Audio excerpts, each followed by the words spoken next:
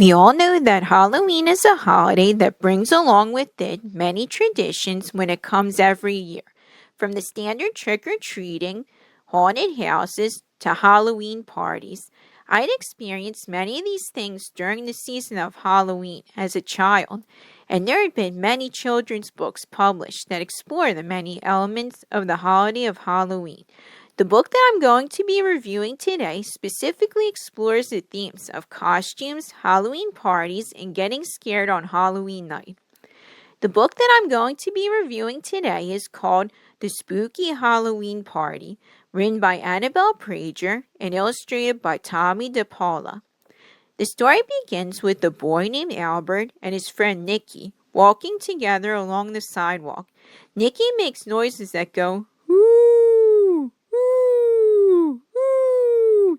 And Albert asks why he is doing that, seemingly out of nowhere. Nicky explains that he's getting ready to scare everyone on Halloween night. He further goes on to explain that he's throwing a spooky Halloween party at his new apartment building.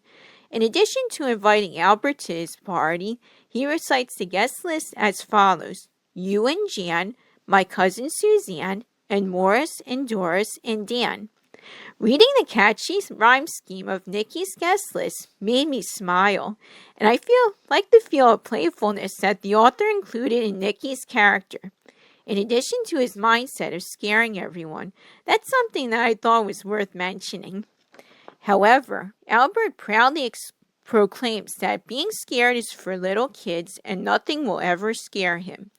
When Nicky and Albert arrive at Nicky's apartment building, Nicky insists that it will be scarier if nobody knows who anybody is in their costumes until they get done trick-or-treating. Albert once again insists that nobody will scare him that way either. Nicky challenges him on that belief and heads inside his apartment. Albert arrives home and begins to brainstorm ideas for his own Halloween costume. He figures that he will know right away what Nicky's Halloween costume will be. All he has to do is listen to Nicky's woo, woo, woo to find out. Albert's thoughts on this and his costume are interrupted when he gets two phone calls from his friends. First from his friend Jan, who he asks to borrow a mop, but Albert doesn't have one, and he figures that Jan's Halloween costume is going to be a witch. Second, from his friend Dan, who tells him he's going to be a pirate for Halloween. Albert tells him that he's not supposed to tell what his costume is and explains why. Dan is clueless about this concept and Albert hangs up the phone on him. Albert digs through his cardboard box of clothes and feels like he's completely out of ideas for a costume that he could wear to the party. Looking at the cardboard box itself, it gives Albert an idea to wear the box, and his costume will be a robot. He's confident that he will scare his friends at Nicky's Halloween party with this costume. This part of the story really pleased me as I was reading it. I have always been a believer that inspiration for anything, such as artwork, stories, etc., can come from anywhere, even from very simple things, such as a cardboard box, as illustrated in this moment. It was a nice touch by the author to add a side to Albert's personality to the reader, showing that he can be creative in times like this when it seems like he's completely fresh out of ideas when he needs them. Albert can certainly come up with ideas when he puts his mind to it. On Halloween night, Albert wears his robot costume, which I have to say, as a child, the design of his robot costume actually used to scare me as a kid. I'm not exactly sure why, aside from the expression on the robot's face looking kind of creepy, especially with its eyes looking directly at you, right into your soul. He arrives at Nicky's apartment building and asks the doorman where the party is. The doorman advises him to take the elevator to the 5th floor, and Albert does just that. On the elevator, he meets up with a nameless girl wearing a princess costume. Albert figures it's Nicky's cousin Suzanne. Princess Girl is also going to the 5th floor to a Halloween party, and Albert decides that the two of them should go together so that the spooks don't get them. They get off the elevator at the 5th floor and see two kids dressed as a clown and a monster running down the hall. Princess Girl leads Albert around the corner and they enter into the Halloween party. A kid dressed as a witch answers the door and sees Albert in his robot costume, wondering who can he be. Albert is very pleased with himself, knowing that he will know what costumes all his friends are wearing, but they won't know that the robot is him in his costume. However, when Albert enters the party and interacts with all the guests, confidently stating who each person is in each costume, their reactions are not what Albert expects.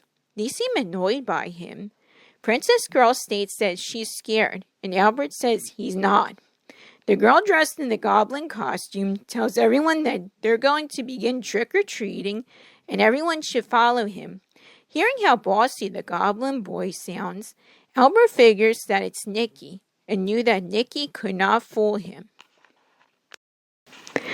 The group spends lots of time trick-or-treating, collecting lots of candy.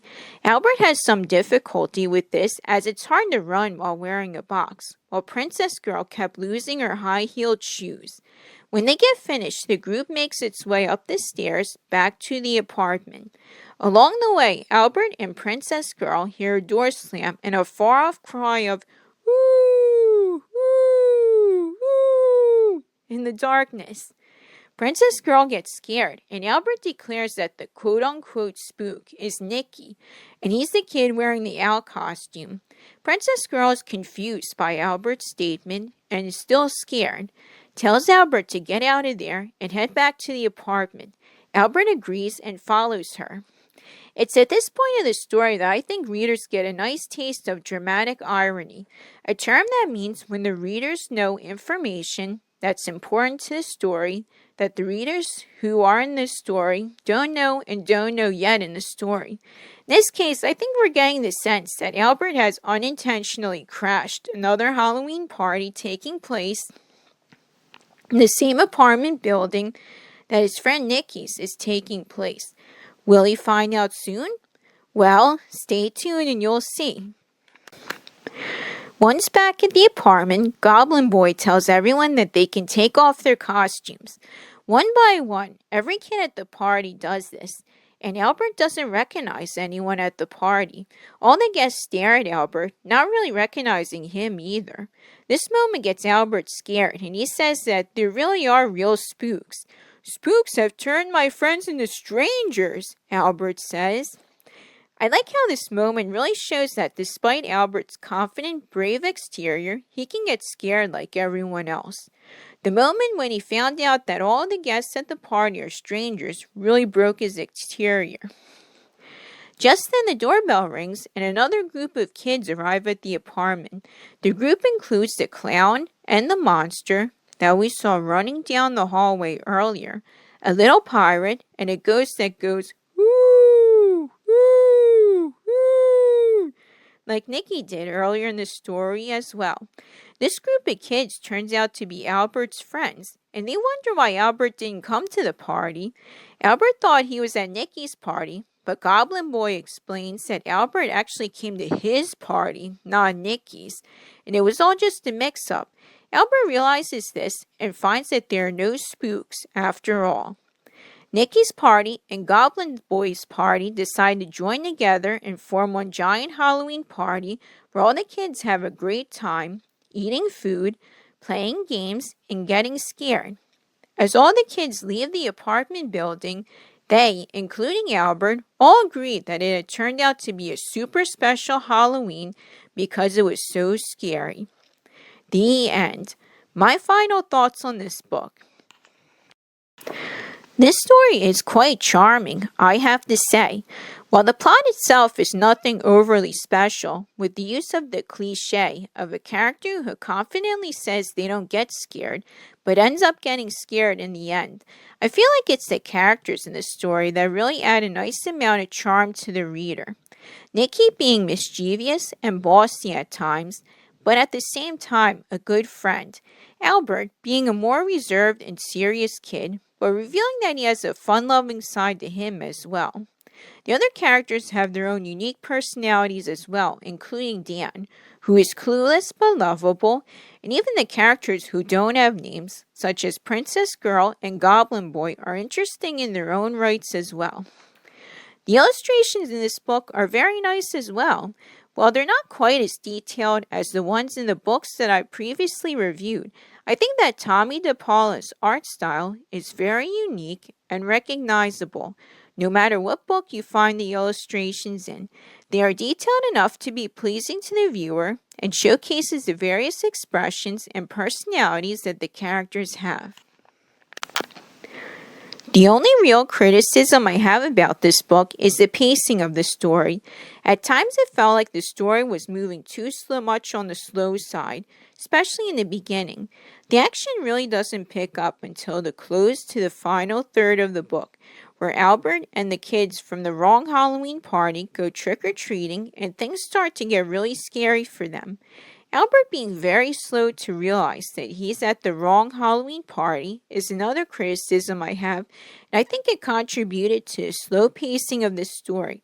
The reason for this, I'm guessing, is that the author wanted to capture the innocence and naiveness of kids and applied it to Albert's character. It's worth noting that this picture book has been divided into chapters, and reading through this book, I find this to be unnecessary. For the target audience of kids in grades 1 to 3 who are not at the reading level for chapter books yet, and the fact that the chapters themselves are on the short side, I think it would have been better to leave the story as it is. But that's just my personal opinion. In the end, would I recommend this book to others? In general, yes, I would. It's not perfect, but if you're looking for a picture book to read to kids during the season of Halloween, I don't see this book being a bad choice. It captures the charm and feel of kids going to Halloween parties and trick-or-treating well to please the target audience, and I don't have any major complaints about it. It's a decent Halloween picture book that serves its purpose well. I hope you enjoyed my review of The Spooky Halloween Party. If you have any suggestions for future review videos, feel free to leave them for me in the comment section below. Please comment, rate, and subscribe to my channel as well. Have a nice day, everyone, and thank you very much for watching.